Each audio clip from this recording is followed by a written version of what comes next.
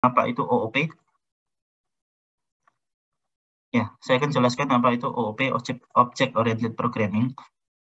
Jadi sedikit sejarah ya, dari dulu kita belajar di mata kuliah ini, di mata kuliah pemrograman komputer, itu dulu menggunakan, tadi kemarin saya pernah sampaikan ya, yang di cara ini gimana ya?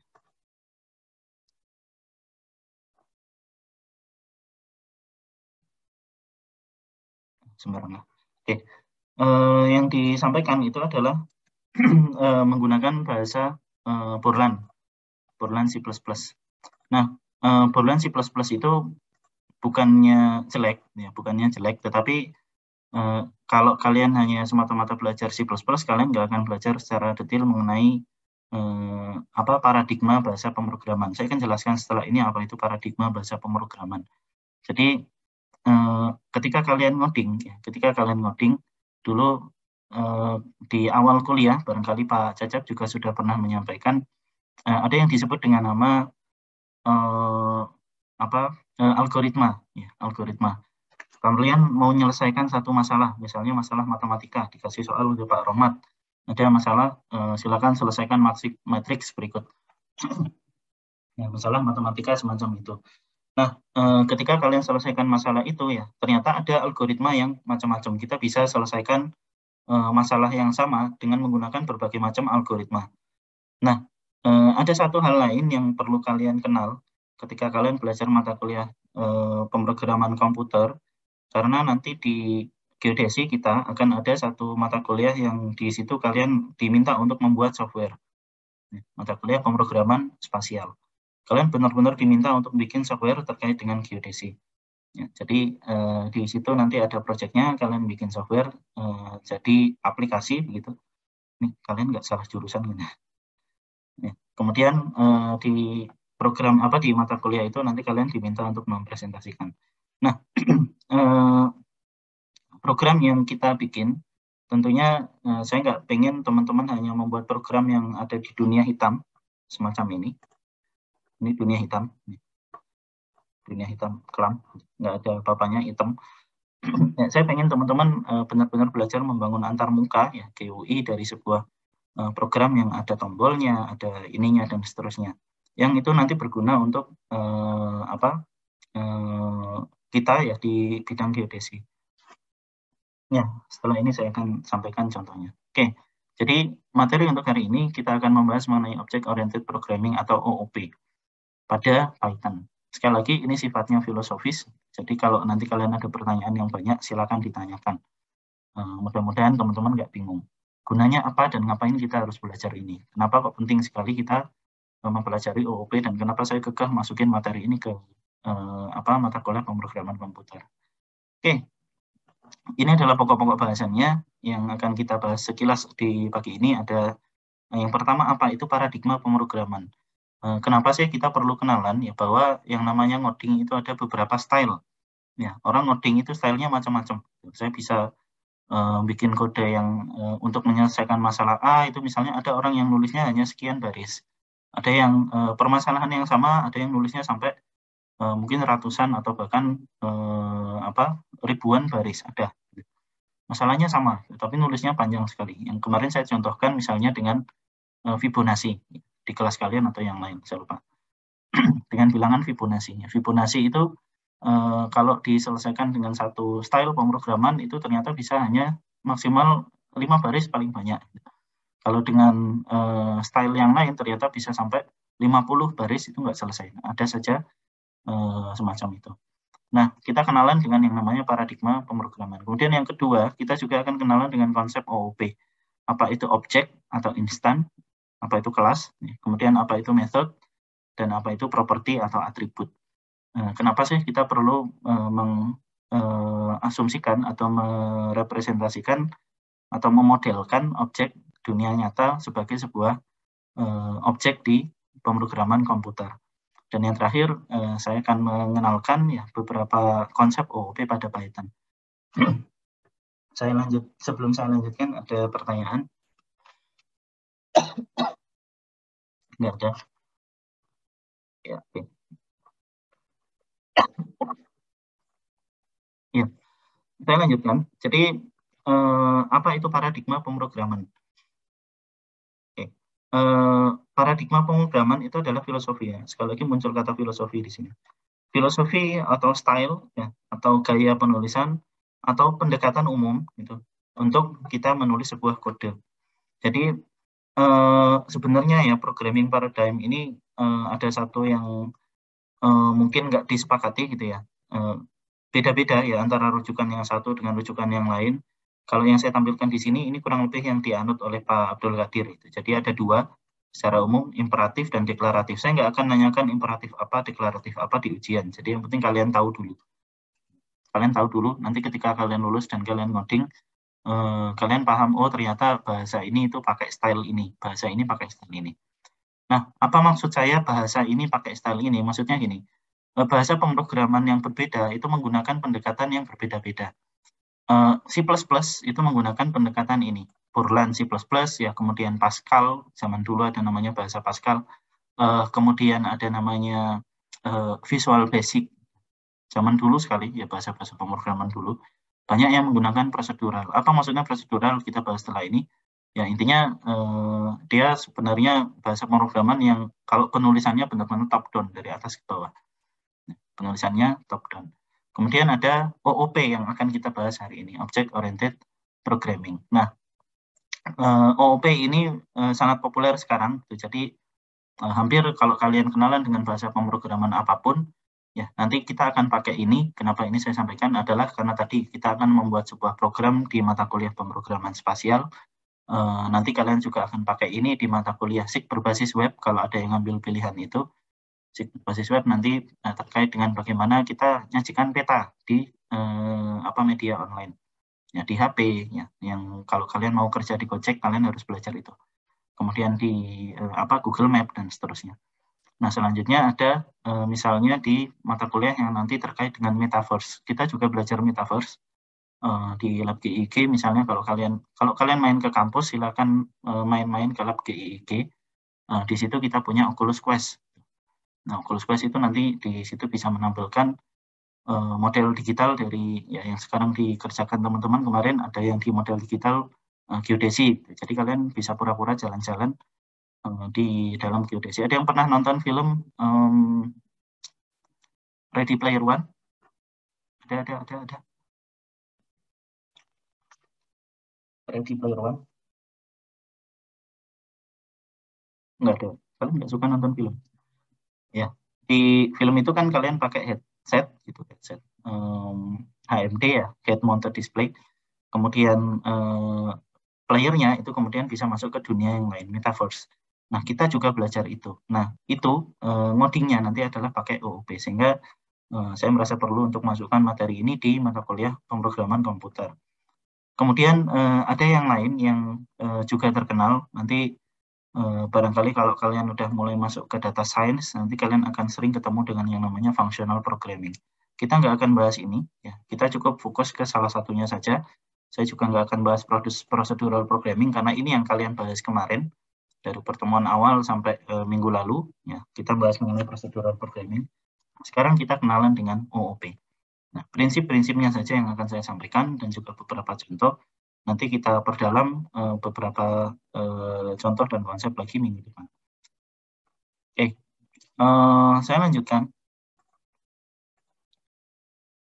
Ya, jadi saya ingin menggarisbawahi ada dua paradigma pemrograman yang akan saya sampaikan di sini. Yang pertama tadi prosedural, dan yang kedua adalah object oriented. Jadi procedural programming itu seperti namanya ya, prosedural. Dia menyimpan menggunakan satu program yang ada urutannya dari atas ke bawah, dan urutannya ini nggak bisa dibalik. Urutannya nggak bisa dibalik. Contohnya apa? Contohnya yang tadi saya contohkan di NumPy tadi. Udah tak tutup. Ya, di NumPy tadi kan misalnya saya panggil fungsi di atas ya, kemudian di bawah saya gunakan fungsi tersebut. Ketika dia belum dideklarasikan maka dia nggak bisa dipanggil. Itu contoh singkat. Ada function yang saya panggil, ternyata kalau functionnya belum deklarasi nggak bisa. Ada data yang misalnya saya definisikan di atas, ya, kemudian bisa masuk ke dalam tiap function. Nah, ini prosedural, sesuai prosedur urut dari atas ke bawah. Nah, ciri-cirinya biasanya ada seperti ini, ada data yang sifatnya global, kemudian data ini dipakai di masing-masing fungsi. Kemarin kalian sudah pakai ada def, ya kan, def function A, def function B, ya. Kemudian ada data lokal di masing-masing fungsi. Kalian belajar scope kemarin. Nah, itu contoh dari procedural programming. Nah, OOP itu merubah konsep tersebut. Nah, kenapa dirubah? Karena agar pertama lebih dinamis, ya. Nanti kita lihat bahwa dengan OOP itu saya bisa membuat kopian dari objek yang ada di dunia nyata, ya, atau objek dari data itu bisa saya buat sangat banyak sekali. Nah, dan masing-masing kopian itu bisa saling terhubung, bisa saling berkomunikasi. Barangkali kalau membayangkan OOP seperti ini mungkin kalian belum ada bayangan, jadi saya lanjutkan aja. Jadi procedural programming, ya, programnya itu dibagi, ya, bagian terkecil dari program itu adalah function. Nanti di pertemuan terakhir kita akan membahas mengenai bagaimana menulis kode yang efektif. Ya, pokoknya materi saya isinya bukan sintaks, isinya filosofi semua. Jadi ada satu prinsip pemrograman yang namanya modularity. Ya, jadi bahasa pemrograman yang baik, kode pemrograman yang baik itu kita pecah menjadi bagian kecil-kecil, ya, modularity. Nah, kalau di procedural programming, ya, pemecahannya tadi itu disebut dengan nama fungsi atau function, yang sudah kalian pelajari 2 pertemuan yang lalu. Nah, sedangkan kalau OOP, Object Oriented Programming, ya, programnya itu dibagi menjadi objects. Pembaginya bukan lagi function, tapi objek. Di dalam objek inilah nanti ada fungsi. Dalam masing-masing objek ini nanti ada fungsi. Jadi bukan lagi fungsinya itu di luar dan kemudian umum kita pakai untuk semua hal. Nah, tapi kita bagi menjadi kecil-kecil menjadi objek-objek. Apa itu objek? Kita akan pelajari setelah ini. Nah, kemudian procedural programming itu top-down approach, ya, top-down approach dari atas ke bawah, sedangkan object-oriented itu bottom-up. Maksudnya apa? Maksudnya kalau procedural programming, ya, kita nulisnya dari atas ke bawah, dari yang paling umum dulu. Jadi ada global data, kemudian kita turunkan ke bawah, ke masing-masing fungsi, top-down. Nah, sedangkan object-oriented ini berangkat dari kita buat dulu, kita buat dulu objek-objeknya, baru kemudian kita susun programnya. Jadi kita bangun dulu objek-objek apa yang nanti akan kita gunakan di program kita, baru kemudian kita susun secara keseluruhan programnya. Nah, itulah perbedaan ringkas dan menurut saya yang paling mudah dipahami gitu mengenai procedural programming versus OOP, ya, Object Oriented Programming. Perlu diperjelas ya bahwa OOP yang dimaksud di sini ini bukan tentang basis data. Jadi kadang ada orang yang salah paham gitu. OOP ini dikira nanti semuanya terkait basis data. Enggak. Jadi OOP ini terkait dengan style atau cara penulisan programnya. Ada pertanyaan? Kalau ada silakan ditulis di pertanyaan yang kemarin. Nah, gimana dengan Python? Ya, Python itu adalah bahasa pemrograman multi-paradigm. Ya. Artinya apa? Artinya dia bisa menggunakan prosedural, bisa. Ya, dia bisa menggunakan OOP juga bisa. Kenapa ini disebutkan? Karena ada pemrograman yang dia murni hanya prosedural saja, misalnya Pascal. Ya, Pascal yang versi-versi awal. Atau kemudian Visual Basic misalnya. Visual Basic juga bisa OOP. Atau Borland C++. Ya, Borland C++ itu murni prosedural. Nah, ada yang murni hanya OOP saja, nggak bisa prosedural, misalnya Java. Nah, Python itu multi-paradigm. Ya, dia bisa membuat objek, ya, dia bisa membuat fungsi seperti yang kalian lakukan kemarin. Jadi yang kalian pelajari di mata kuliah ini dari awal pertemuan sampai terakhir kemarin, itu adalah yang prosedural. Nah, hari ini saya akan bahas sedikit mengenai pengantar untuk OOP. Kenapa? Karena nanti tadi ya, kita akan pakai banyak ini di mata kuliah selanjutnya. Nah, prinsip OOP adalah seperti ini. Jadi, bayangkan aja begini, ketika kita duduk di depan laptop semacam ini ya, maka kalian sebenarnya sedang duduk di depan sebuah objek. Objeknya apa? Laptop. Ya. Kita hidup, kita jalan-jalan, kita makan, ya. Kita sebenarnya berinteraksi. Ya. Kita berinteraksi, kata kuncinya di sini. Kita berinteraksi dengan objek yang ada di sekeliling kita. Ya, ada pohon misalnya, ada angin, ada makanan. kemudian ada di depan kalian mungkin sekarang ada laptop. Nah, ini adalah objek-objek dunia nyata. Nah, prinsip OOP itu adalah bahasa pemrograman itu kita bikin yang diurusi oleh bahasa pemrograman itu adalah objek. Kalian makan, itu kalian memindahkan makanan dari depan kalian ke dalam perut, gitu kan. Kalian makan, itu memindahkan makanan dari objek makanan depan kalian ke dalam perut kalian. Kalian melakukan sesuatu aksi. Kemudian kalian naik mobil. Mobil itu adalah sebuah objek. Mobil itu bisa maju, bisa mundur. Ya. Kemudian mobil itu punya warna dan seterusnya. Nah, di sini misalnya ada contohnya guguk. Ya. Guguk. Guguk ini pertama di sini ada istilahnya kelas ya. Ada istilahnya kelas, ada objek, ada method, dan ada atribut. Setelah ini kita akan bahas masing-masing istilah ini apa maksudnya. Nah, maksud saya gini, ketika kita mempelajari OOP ya, kemarin kalian ngoding menggunakan Python, kalian gunakan Python misalnya untuk menghitung sesuatu. Nah, menghitung sesuatu. Sebenarnya ya, dalam Python, di dalam Python, segala sesuatu yang diinteraksi oleh Python itu adalah sebuah objek. Jadi misalnya seperti ini.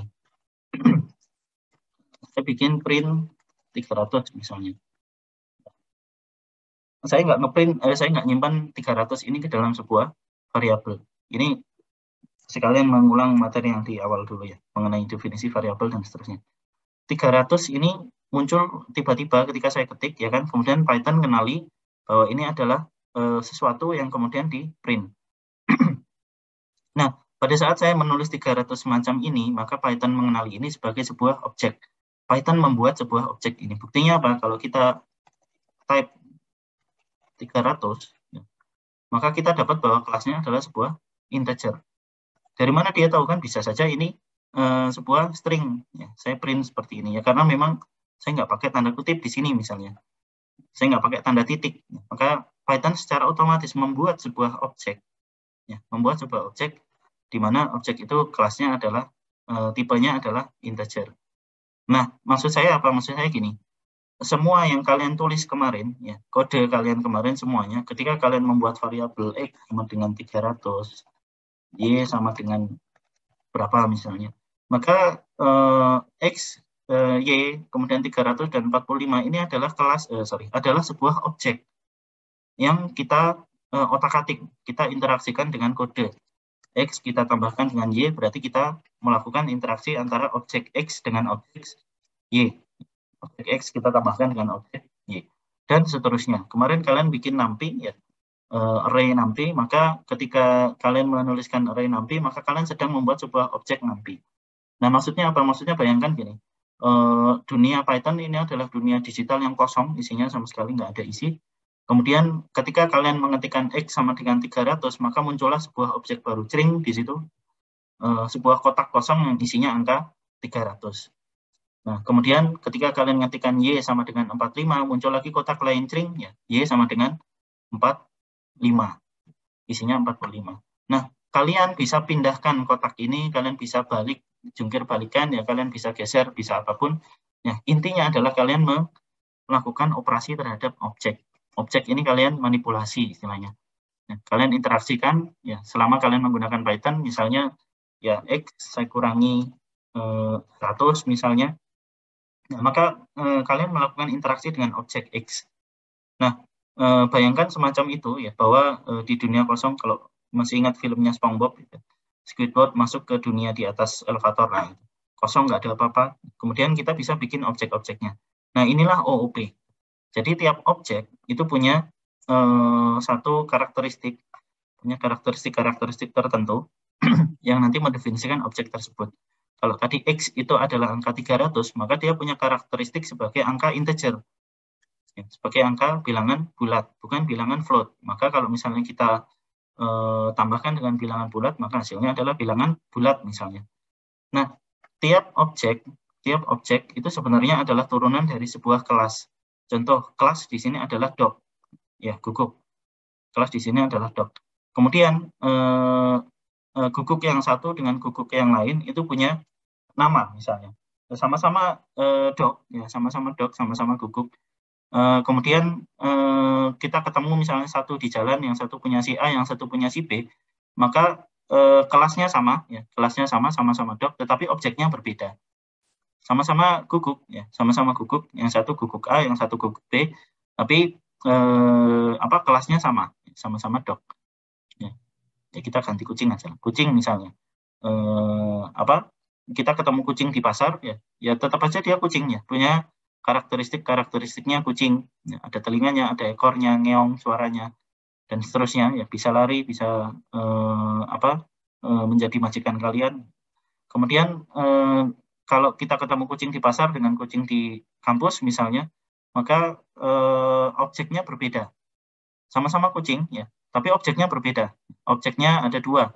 Ya, kita bisa tahu bahwa dia adalah kelas kucing, ya, karena kucing itu punya karakteristik.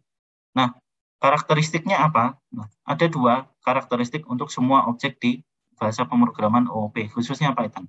Ya, ada yang disebut dengan nama method, ada yang disebut dengan nama atribut. Gampangannya gini, method itu adalah aksi, ya, aksi sesuatu yang dilakukan oleh si objek ini. Anjing misalnya, guguk misalnya dia berlari, ya, bermain, makan. Kucing misalnya yang ngeong atau apa. Artinya aksi yang dilakukan oleh objek tersebut. Atribut itu terkait dengan properti atau misalnya sesuatu yang nggak terkait dengan aksi. Keterangan dari si objek. Height misalnya tingginya berapa. Bukan aksi kan ya. Kemudian weight misalnya bobotnya berapa. Food dia makanannya apa. Bedakan antara eat dengan food.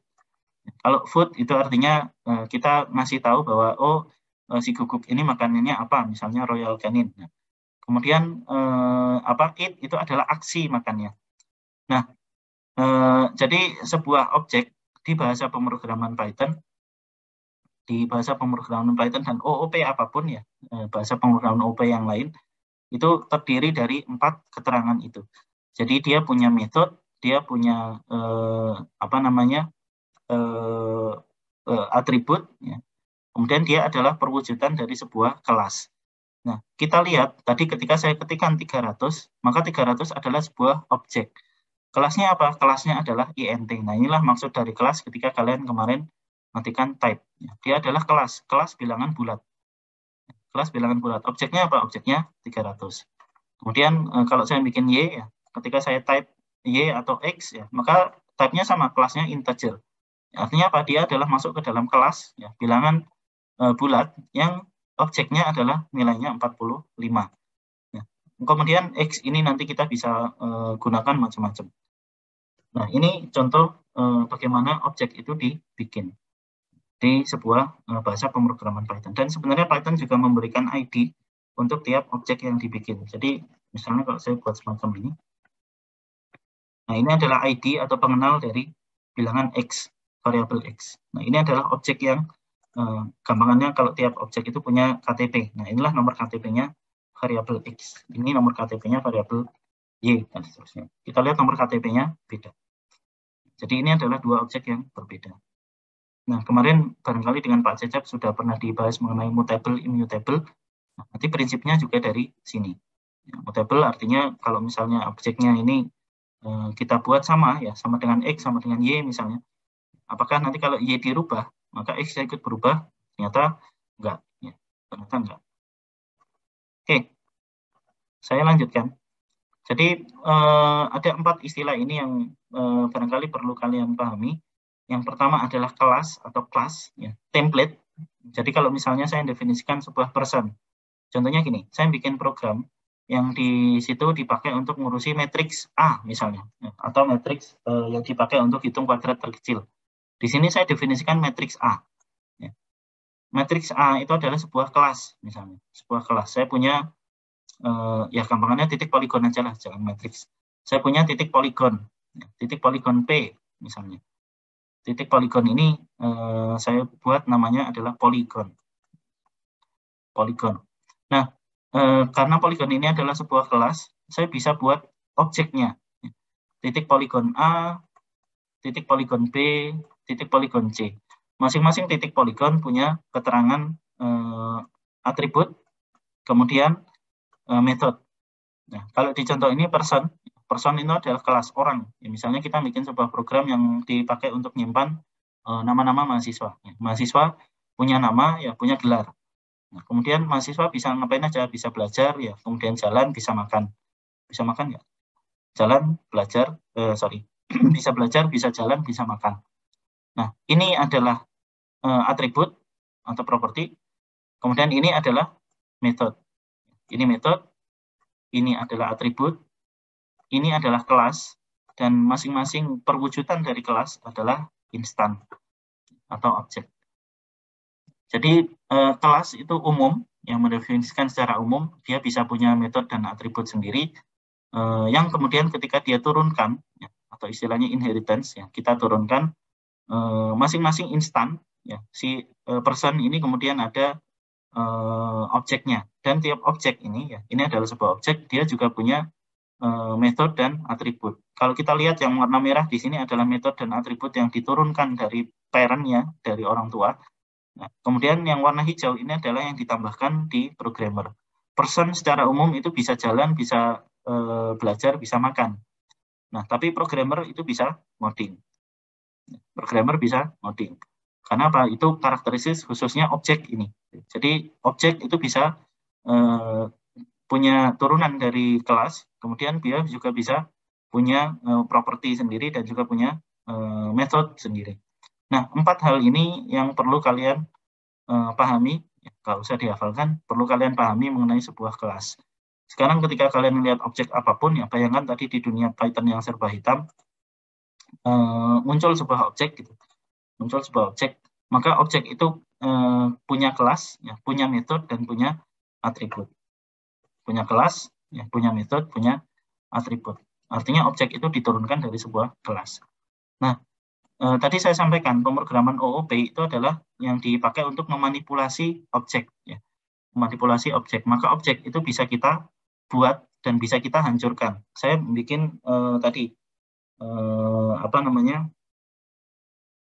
program untuk menyimpan mahasiswa, nama mahasiswa. Nah, kurang lebih ininya seperti ini ya, sintaknya. Ada kelas car, ya, kemudian propertinya, kemudian metodenya. Nah, kelas ini kemudian saya turunkan ya menjadi apa, misalnya Avanza, ya, mobilnya Pak A, mobilnya Bu A, mobilnya Bu B, ya, misalnya.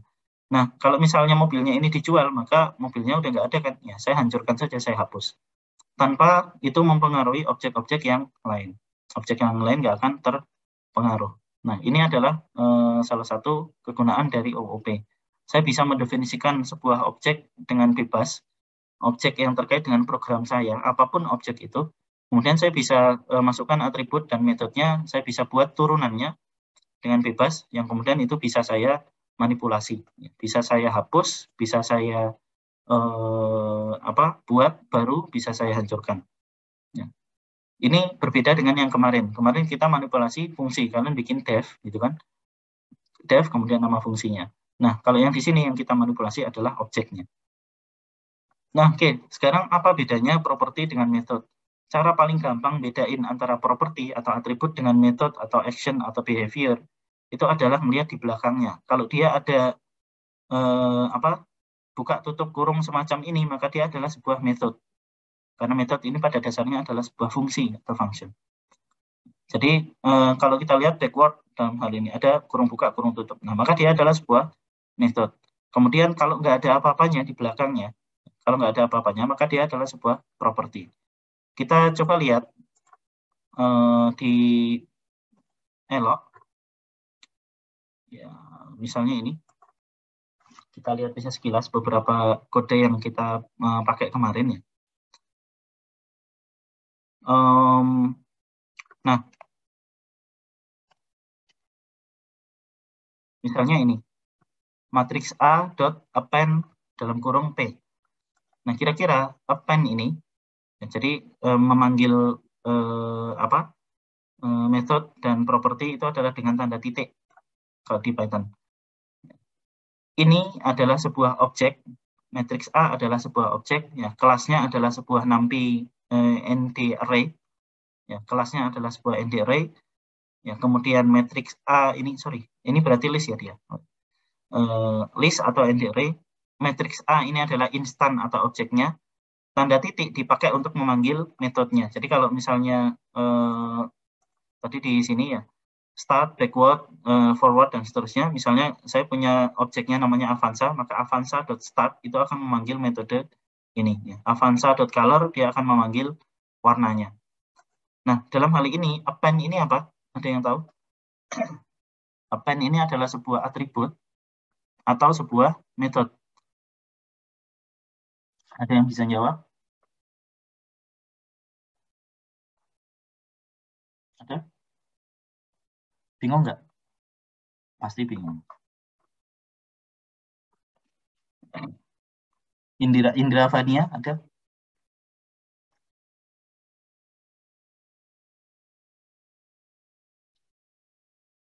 Jadi chat saya sampai. Pinter ya, begitu saya mulai nanya langsung live room. Oke. Ya, nggak jadi nanya. Oke, jadi tadi sama mana? Matriks A ini adalah sebuah objek. Ya, titik ini cara untuk memanggil metode atau properti. Append di sini adalah sebuah metode. Ya, tahu dari mana bahwa ini adalah sebuah metode? Ada tanda kurung buka dan kurung tutup. Ya, maka dia adalah sebuah metode. Metode dari apa? Metode dari kelas matriks. Jadi semua matriks itu bisa memiliki fungsi append. Ya, fungsi append atau metode append. Nah, sebenarnya makanya dari kemarin kita udah berurusan dengan OOP.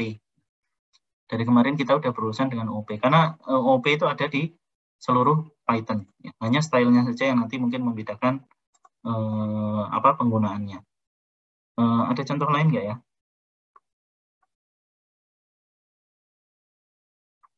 Nggak ada. Ya, ciri-cirinya adalah kalau objek kemudian diakhiri dengan tanda titik, ya, objek diakhiri dengan tanda titik, maka dia adalah sebuah metode atau properties. Ya, objeknya yang di depannya, di belakang titik itu adalah metode atau propertiesnya.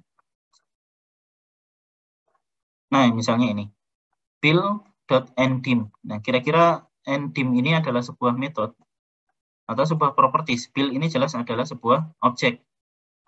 Ya, sebuah objek. Ya, bill itu objek. Kemudian objek dari apa? Objek dari apa? Array. Ya, kelasnya adalah numpy.ndArray. Ini kelas. Ya, bill-nya ini adalah sebuah objek turunan dari kelas numpy.ndArray. Kemudian enddim di sini apa? Ada yang tahu?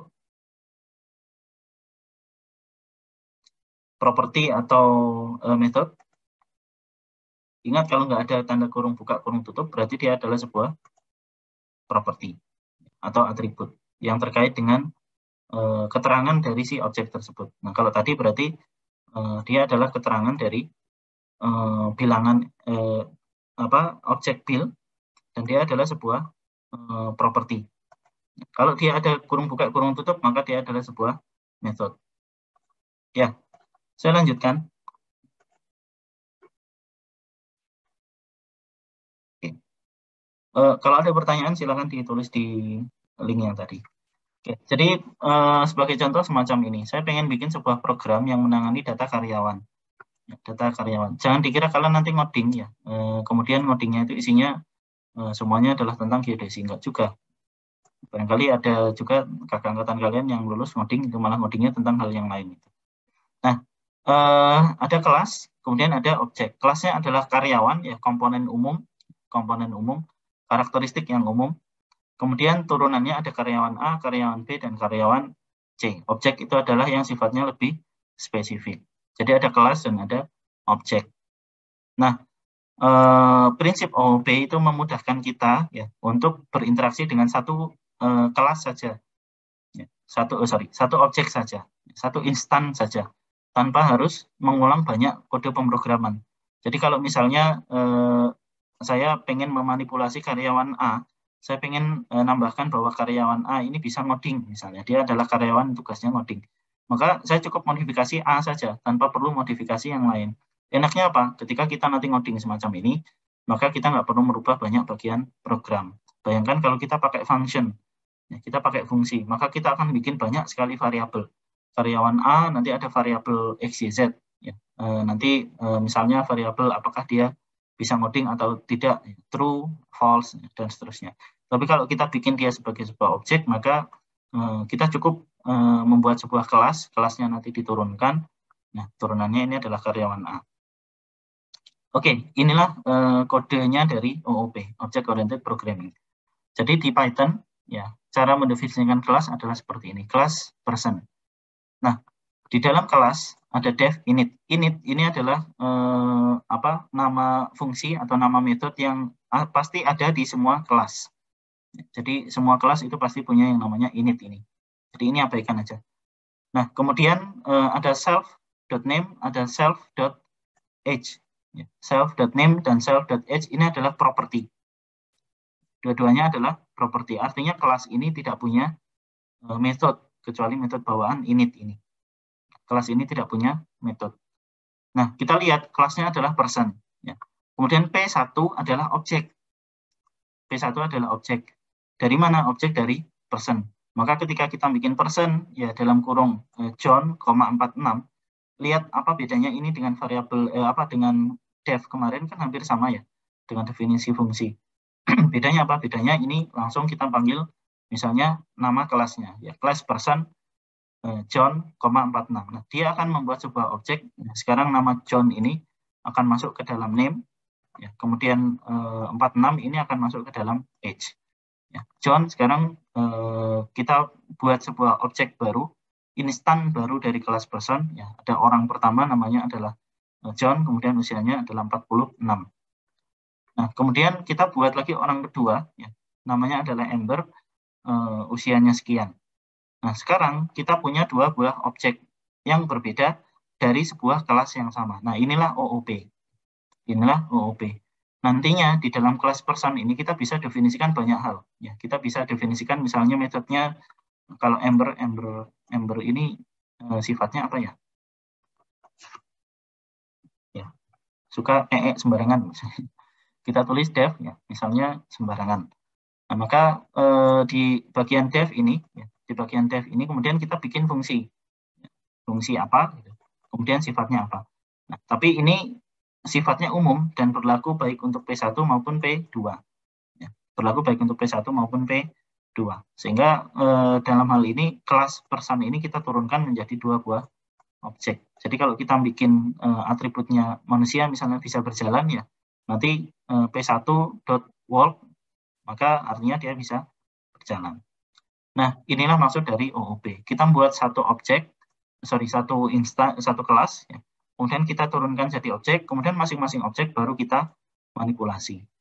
Nah, ini sekali lagi enaknya adalah karena kalau kita mau menghapus salah satu objek atau kita mau memanipulasi dengan lebih jauh, maka kita bisa lakukan dengan mudah terhadap P1 misalnya tanpa ngaruh ke P2 atau terhadap P2 tanpa ngaruh ke P1 dan kode kita jadi jauh lebih pendek. Barangkali kalian belum clear ya karena mungkin nanti kita lihat beberapa aplikasinya ya, realnya seperti apa. Nah, tetapi paling nggak kalian sudah paham dulu ya. Kelas ini adalah untuk mendefinisikan kelas. P1 sama dengan person ya. Person ini adalah nama kelas tadi, maka P1 adalah turunan dari kelas person. P2 sama dengan person, maka sama ya. P2 adalah turunan dari kelas person. Sampai sini bisa dipahami? Enggak. Ya, enggak apa-apa. Enggak paham itu adalah awal dari paham. Enggak mungkin kalian langsung paham. Oke.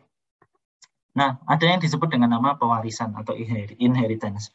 Jadi, kalau saya bikin kelas vehicle, ya, sebuah kendaraan misalnya, maka kelas vehicle itu kan punya karakteristiknya apa? Misalnya, dia jalan di darat, laut, atau udara misalnya. Itu adalah sebuah kelas. Nah, kelas vehicle ini saya turunkan bisa menjadi sebuah objek. Nah, kemudian kalau saya punya kelas di dalam kelas, ya, saya punya kelas di dalam kelas, misalnya saya pengen nambahkan karakteristik untuk kendaraan yang punya roda, kendaraan yang punya roda, pesawat juga punya roda. Ya. Nah, ini kapal misalnya nggak punya roda, maka saya turunkan dari kelas vehicle. Nah, kalau dia kita turunkan dari kelas, maka disebut dengan nama subclass, ya. Subclass anak dari kelas tersebut yang dia mewarisi sifat dari vehicle yang di bapaknya. Nah, bapaknya ini adalah parent, ya, vehicle. Kemudian dia mewariskan sifat-sifat sebagai sebuah vehicle. Misalnya bedanya vehicle dengan apa? Bedanya misalnya dengan alat elektronik misalnya. Kan jelas perbedaan antara vehicle dengan alat elektronik. Nah, kalau kita turunkan dia menjadi sebuah subclass, maka sifat-sifat dari si vehicle ini atau alat transportasi ini juga menurun ke si kendaraan beroda ini. Plus, kalau kendaraan beroda kita nambahkan atribut misalnya jumlah roda, yang itu nggak dimiliki di vehicle. Nah, kemudian ini bisa kita turunkan menjadi instan yang lain. Bisa kita turunkan menjadi instan yang mobil secara umum, ya. Kemudian mobil nanti ada mobil Avanza, misalnya ada mobil Expander, ya. Kendaraan yang lain misalnya ada roda dan seterusnya. Nah, coba lihat dengan cara semacam ini, kita bisa definisikan ya bahwa dengan OOP itu kemudian ada sebuah program yang benar-benar bisa mewakili dunia nyata, ya, representasi dari dunia nyata. Maka ya ketika kita menggunakan program tersebut untuk menghandle apapun, ya itu akan lebih mudah. Nah, inilah enaknya OOP. Nah, sampai di sini barangkali penjelasan dari OOP, ya saya berikan beberapa contoh saja. Contoh kegunaan OOP pada Python. Jadi yang kalian lihat di kanan ini adalah program yang dibuat dengan bahasa Python. Jadi apakah kok Python kok bisa bikin semacam ini padahal dia dunia hitam, ya? Jawabannya bisa saja. Ini dunia hitam. Nah, apakah Python bisa membuat semacam ini? Ya.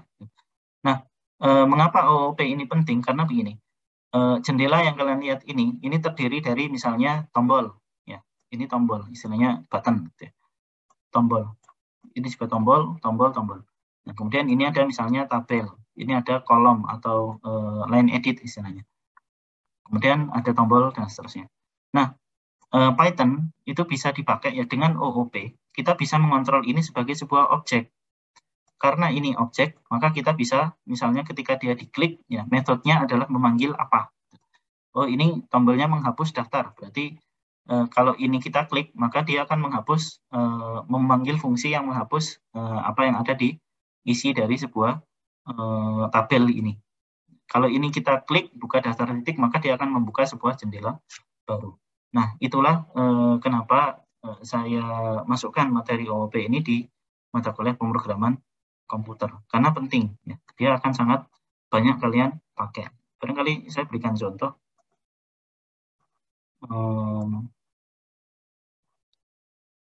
Ini kemarin sudah saya tunjukkan ya, program yang kami bikin dengan teman-teman kalian, kakak angkatan kalian, sorry. Yang di bagian tadi apa? Ya, sembarangan aja lah. Nah, kita lihat, ini adalah kelas. Ya. Ini adalah kelas, dev init, sama seperti tadi kan ya, semua kelas punya ini. Kemudian dev, close event, dev, cari lokasi. Ini adalah sebuah metode. Ini adalah sebuah metode. Kemudian self.getCoder ini adalah sebuah property. Self itu apa? Nanti kita jelaskan di pertemuan minggu depan. Super itu apa? Nanti kita jelaskan minggu depan. Nah, jadi ini dipakai untuk mengontrol, ya, misalnya ini. Ini adalah tombol geocoding ya. Self.terapkan lokasi ini adalah tombol yang ketika diklik maka dia akan memanggil metode self.cari lokasi. Nah, bayangkan dengan membuat semacam ini ya, dengan menggunakan bahasa Python, ya misalnya kalau kalian mau iseng, mau bikin, dan ini ada antarmukanya, jadi bukan berarti kalian harus mulai dari nol sama sekali ya. Nah, ini semua adalah objek dalam Python. Jadi jendela ini, dialog ini adalah sebuah objek dalam Python. Ini juga objek dalam Python yang nanti nama ini bisa saya panggil, kemudian saya suruh ngapain. Ngapainnya terserah kalian. Misalnya kita bisa bikin teks. Saya contohkan sekilas saja. Kenapa sih ini penting? Nah, saya bikin misalnya di sini orang bisa masukkan matriks, ya. Kemudian hitung misalnya. Saya kasih tombol. Kalau kalian mau tutor yang lebih detail nanti kapan-kapan saya cari. Hitung misalnya. Kemudian di sini menampilkan hasil. Misalnya ada matriks A, ada matriks P, kemudian hitung hasilnya. Ini kita hapus saja. Nah, semacam ini misalnya. Jadi ketika user masukkan matriks A, user masukkan matriks B, ketika tombol hitung diklik, tampilkan hasilnya di sini. Nah, ini sangat sederhana. Jadi hanya kalian simpan aja, kemudian kalian bikin skripnya. Ini nanti kalian pelajari lebih detail di mata kuliah pemrograman spasial. Tapi kalau kalian mau belajar, saya kira saya bisa meluangkan waktu kalau kalian mau. Oke. Nah, kurang lebih semacam itu ya. Jadi itulah gunanya dari kenapa kita perlu belajar OOP pada Python. Kita anggap objek-objek yang ada di antar muka ini, GUI. GUI itu singkatan dari Graphical User Interface. Ya. Antar muka yang ada gambarnya. Zaman sekarang kita bikin program, nggak mungkin kita bikin dengan command prompt semacam ini. Jadul. Nah, saya pengen teman-teman langsung belajar kira-kira realnya seperti apa sih gunanya dari ngoding dengan Python ini. Oh, ternyata saya bisa buat, misalnya ini hitungan Baudit atau yang lain-lain. Yang lebih advance juga bisa. Nah, ini adalah beberapa contoh. Kemudian pertanyaan saya, misalnya saya punya sebuah kode semacam ini ya, class parrot, ya, dev init, dev sing, kemudian dev dance. Yang mana definisi kelas? Ada yang mau jawab? Ada yang mau jawab?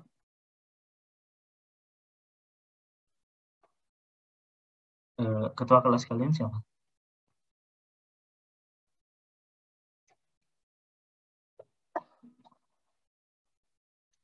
Oh iya, ini waktu saya mau habis ya. Kalian nggak ngasih peringatan.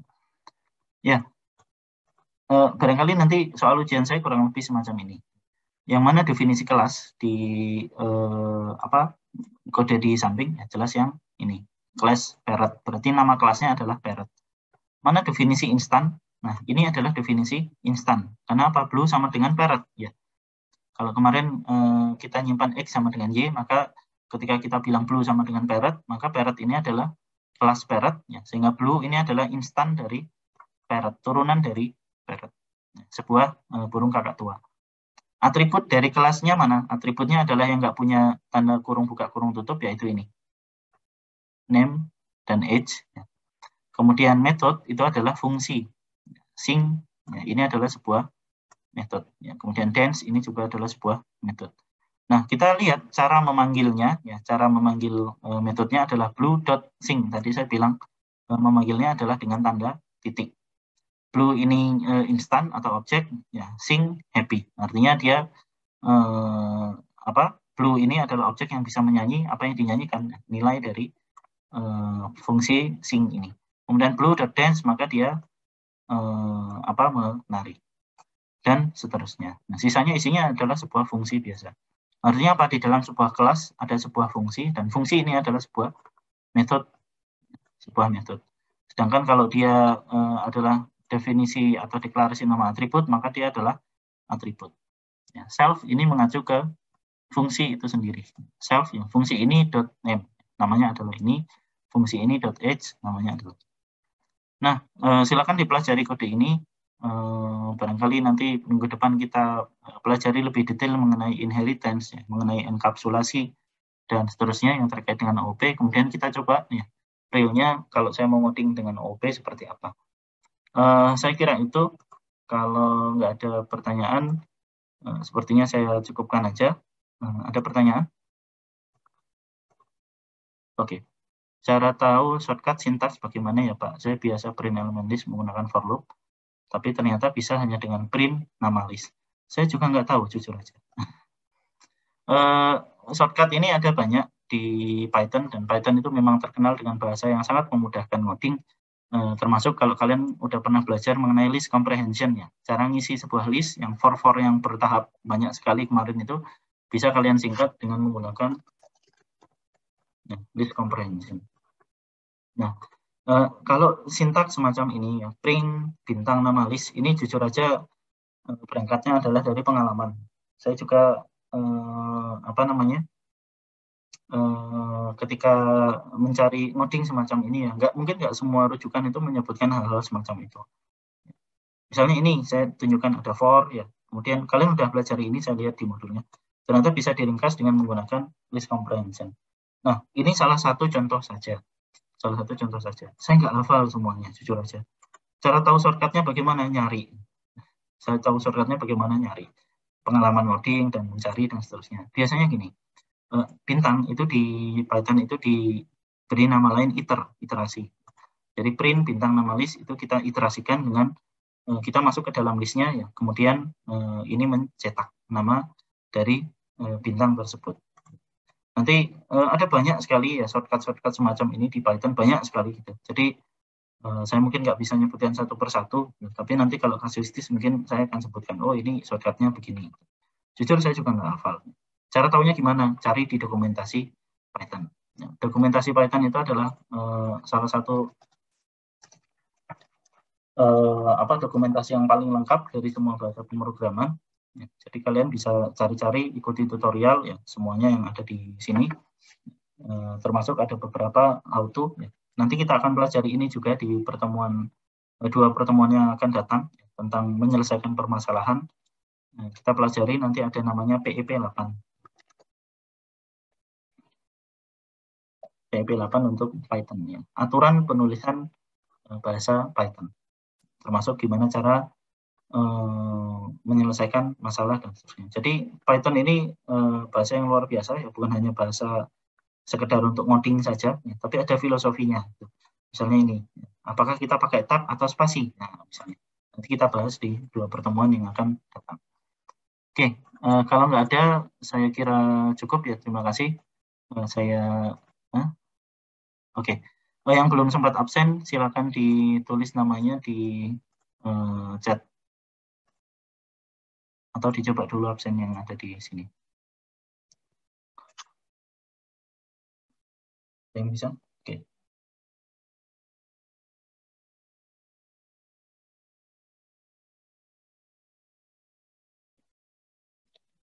Ya, kalau nggak ada lagi, saya kira cukup ya. Masih ada yang absen. Oke. Masih absen?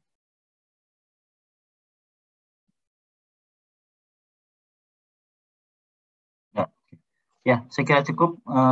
Nanti insya Allah saya akan susulkan beberapa materi di ELOG. Dan mungkin saya juga nanti akan nitip ke Mas Bundan dan Mbak Resi ya, tentang OOP. Beberapa latihan yang bisa kalian latihkan di praktikum. Dan terima kasih. Assalamualaikum warahmatullahi wabarakatuh. Waalaikumsalam warahmatullahi wabarakatuh. Terima kasih. Sama-sama.